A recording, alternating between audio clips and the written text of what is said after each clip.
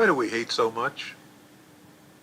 Hi, I'm Reverend Andrew Bozeman, and this is On the Wings of Your Mind. Why do we hate so much? I'm continuing with the discussion we started yesterday, that hate seems to be rising. Even though there's an apparent raising of consciousness that is happening on our planet, there also seems to be simultaneously an intensifying of hate. I've been trying to figure out why. It seems that in our efforts to stimulate love and peace and harmony on this planet, me along with other light workers, we seem to be walking up the down escalator. We're swimming upstream.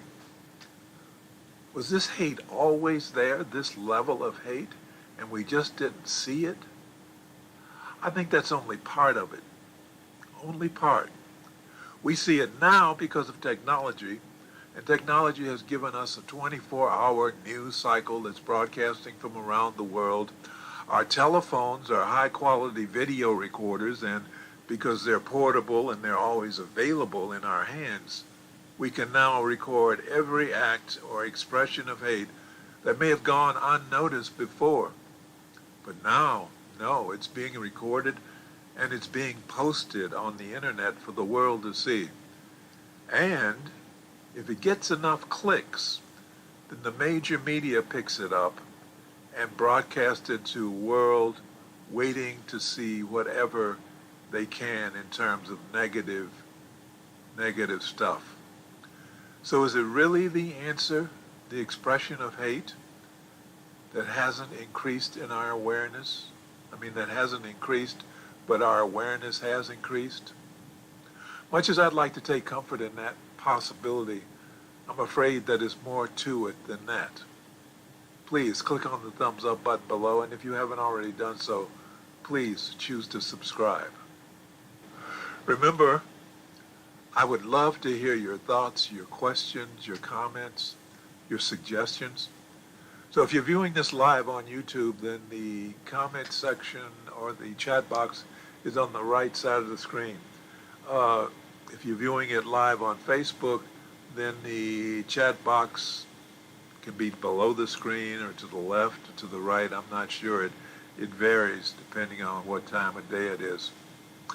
But I would love to get your comments. So if you can find the chat box on Facebook, please use it. So thumbs up, please subscribe, use the chat box. Okay, back to work. The point I made before was that possibly this hate was always there and we just didn't see it because technology has now made it more apparent to us. But I contend that's not the case. I don't think so. I think, yes, there was a lot of hate, but I think it's also growing. It's more than it was. I think the incidents and events where hate has raised its ugly head are increasing. Now there's Carrie Nieuwhof. Carrie Nieuwhof is a former attorney and author and is now the founding pastor of Connexus Church in Ontario, Canada. And he's an internationally recognized expert in change, personal growth, and leadership. And he wrote an article entitled, "Why Do We Hate Each Other So Much?" And the subtitle was 5 Reasons Anger is the New Epidemic. So he states one of the reasons for this epidemic of hate is technology. He says the social media allows us to be more hateful because it allows us to be anonymous. Even if you use a real profile, you still don't feel the closeness you do in real life. You still don't feel that closeness you do in real life. So online, in social media, we can say anything we want to anybody, no matter how ugly and hurtful it may be. And we won't suffer the consequences for saying it. We say things to people online that we would never say to someone if we were face to face. But online we can be total asses. The only thing that will hold us back is the chance that we would be censored and knocked off by the rules of the platform. Otherwise, no holds barred. It's like when you were younger and could never say what you really wanted to say to the school bully when you were face to face. But when you got home, oh, the walls would cringe with the words you could spout out. Yeah. So where does all this hate come from? Technology didn't invent it. It was already there beneath the surface. According to behavioral researcher Patrick Wayness,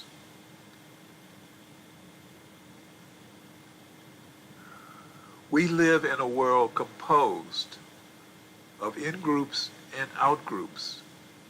The in-group is the group in which we identify. The out-group is the group that is perceived as outsiders.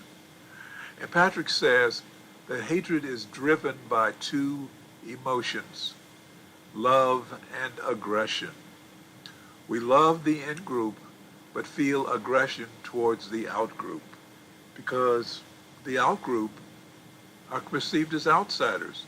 They're different, they're dangerous, and they're a threat to the safety and status of the in-group. So the in-group offers a kind of protection and security to those who are in it, whereas the out-group only offers the unknown. So interaction with someone from the out-group automatically triggers the defense mechanism of hate and aggression, even if they are not physically threatening. That automatic trigger of hate is not even conscious. It's a subconscious reaction, and it kicks in before the conscious mind even has a chance to engage. Another feeder of that hatred of others is a sort of self-loathing.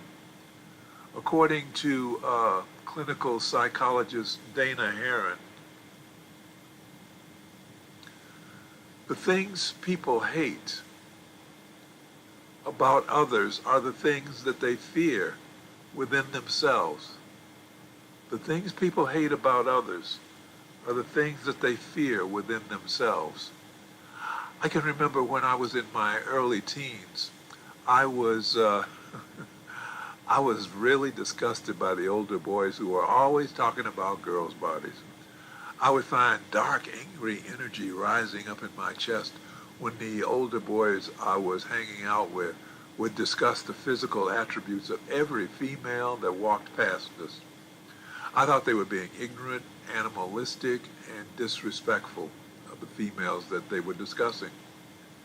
But during that period in my life, I was somewhat of a nerd. My nickname was the Brain. So girls didn't really express any interest in me beyond my being someone smart who could help them with their schoolwork. So I always saw them from a different perspective. I saw them as classmates. I saw them as workmates. I didn't yet see them as physical specimens. But when I reached 17, I graduated from high school and I joined the Air Force, and their situation was even worse because even though the physical presence of females was missing, I mean, they weren't physically there, but the conversations about them became more graphic, and my dislike of my colleagues' preoccupation with women and their bodies grew even more profound. Then something happened.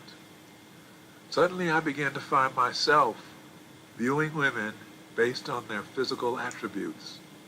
I was evaluating them that way before I could even get close enough to assess their intelligence. Then all the anger that I held against my male acquaintances and their lecherous behavior was turned inward because I had caught the same disease. Actually, it was there all the time. I was just suppressing it because I never saw myself physically as appealing enough to attract girls. So I shut that part of myself down. Now all of a sudden they were paying attention to me, and it wasn't having to do with homework, and I was definitely paying attention to them. So now I found myself displaying the same kinds of behaviors of the self-obsessed trolls that I had come to hate. Oops.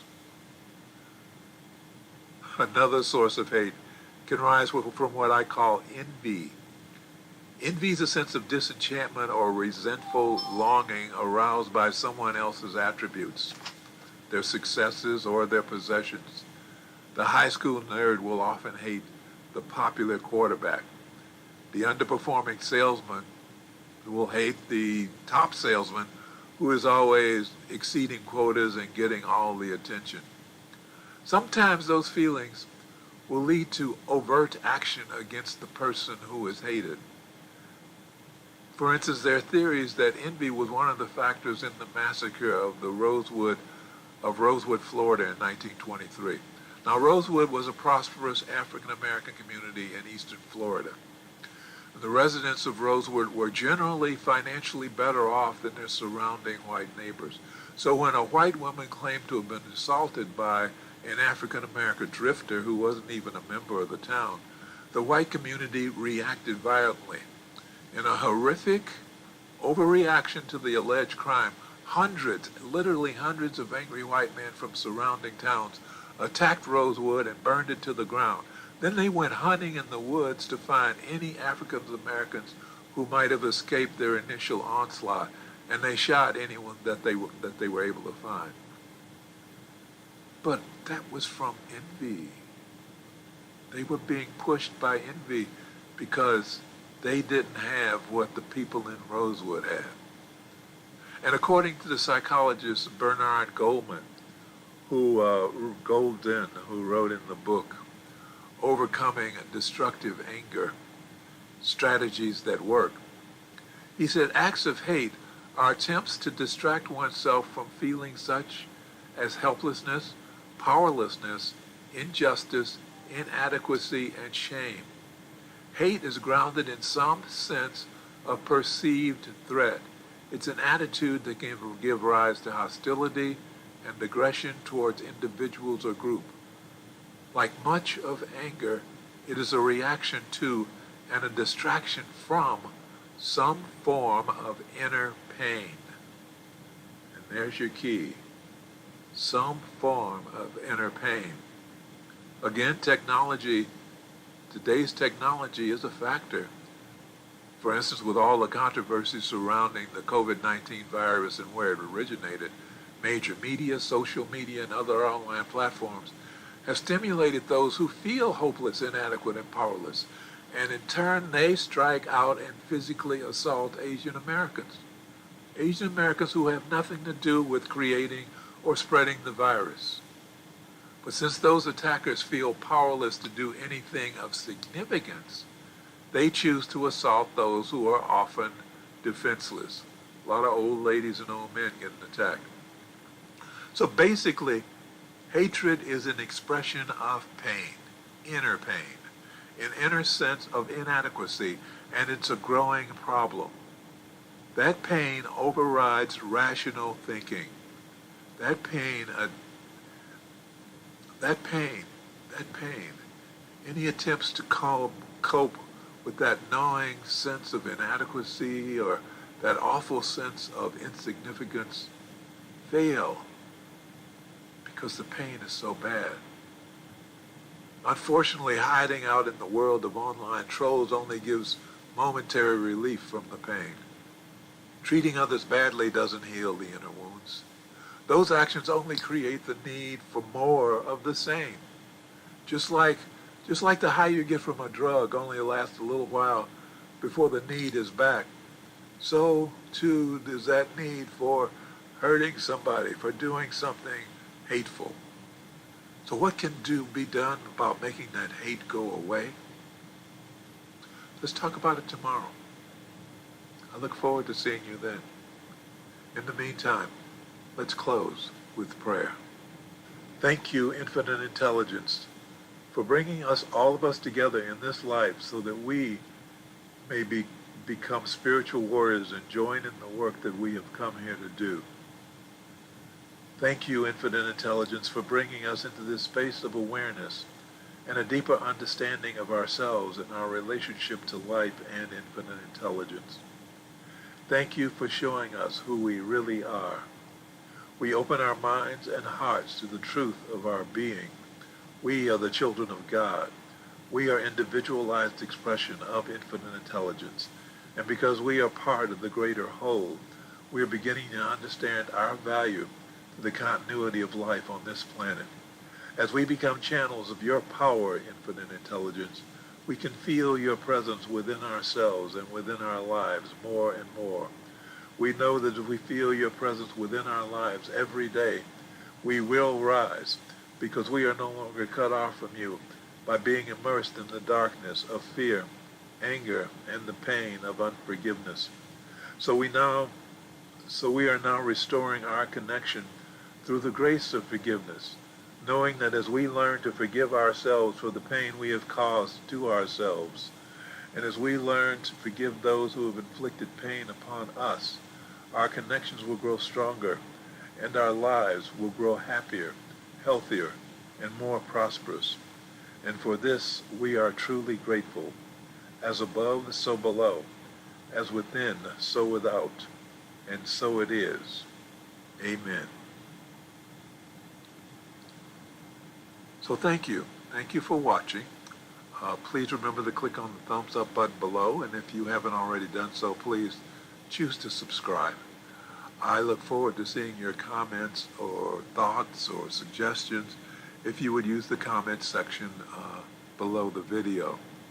In the meantime, I look forward to seeing you tomorrow. Remember, my name is Reverend Andrew Bozeman, and this is On the Wings of Your Mind.